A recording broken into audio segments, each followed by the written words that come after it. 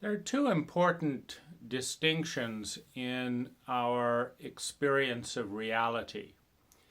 And the first distinction is inside the physical set, inside set theory, inside the body, inside the cultural paradigm. And inside the set, it is a set of equations. Every circumstance, every variable has an influence, and the influence creates a probability field. So, for example, in Las Vegas, a number of variables are put in place that ensure that the casinos win 70% of the time. And within that variable, anyone can go to Vegas and have a 70% chance of losing. And if you place 100 bets, the odds go up to close to 100%, because if you keep playing, the longer you play, the more unlikely it is that you will beat the odds. An incest survivor in the United States is likely to react and adapt in a way that facilitates further abuse, which is likely to happen. The additional abuse will in turn create further shame and isolation. The isolation, the shame will reduce income, increasing the ever-widening gap between the innocence that was born and the adaptation to the environment or the sociopathic elements in the environment, creating a downward spiral. People with head injuries and damage to their bodies are more likely to end up in prison. In prison, they're more likely to get head injuries. Within the set of physicality, it's all about probabilities and statistics, and in many ways it's a closed system. There's a cause and there's an effect. If you have the choice between being put into a room where 30 machine guns are all moving randomly and firing unlimited rounds, or being put in a peaceful and serene temple in an emotionally literate culture, your odds of survival are astronomically divergent depending on which of those contexts one finds oneself in. So we're in a world of cause and effect. We're in a world of predictability. It's very easy to predict the number of car accidents and fatal deaths in the next year, for example, based on population density, based on safety laws, and based on the past years. It's very easy to predict when we will need to go to sleep based on times in the past and when we needed to go to sleep. And so this is inside the set.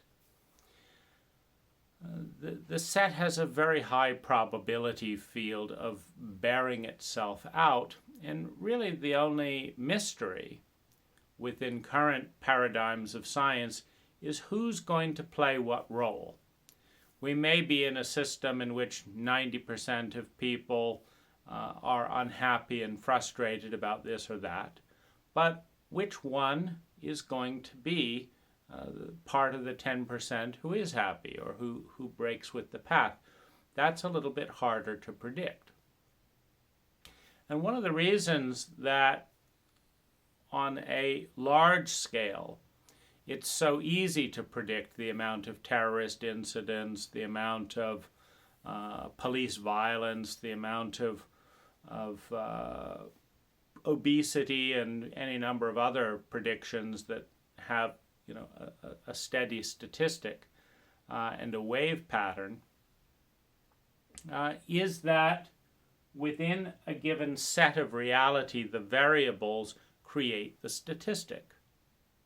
But the reason we can't tell for sure whether it's going to be this person or this person who is left standing in this particular round of musical chairs is that that on the outside of the set, just outside the dimensions of the body, just outside the dimensions of cult and culture, just outside the paradigms of science and materialism, etc., is another set.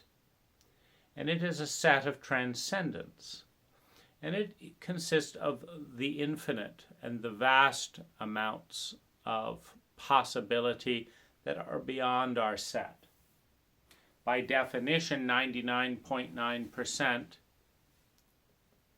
of what's out there is unknown. And most of it is unknown. We don't even know enough to know that we don't know it. And there's as much a leap of faith in that statement as there is in the statement that we do know enough to know what we do and don't know. They're both leaps of faith. But one of the things that we learn over time is that the multiverse, the universe, reality is always bigger than we can imagine because most of it doesn't fit inside the rather small kernel of the human brain. It takes an incredible degree of arrogance to assume that the entirety of reality can fit within a very, very tiny part of that reality. And an even greater degree of arrogance to say that we are the part that everything else fits inside. Now, there's a closed system in many ways within the set, within the physicality. If a bullet is heading at you, towards you at 1,000 miles an hour, and you have, a split-second reaction, the odds of you getting out of the way in time are rather small, given the amount of reaction time between when you may or may not perceive something that fast coming towards you. But outside of the set, we have an open system of the infinite. We have mystery in the open system. We have unexplained events in the open system. We have a self that is bigger than the self that we know within the closed system. In the open system, things are infinite. And this is the paradox and the mystery of the reality that fits within the set and the larger self and the larger reality of which we are ecologically a part, which exists outside the set.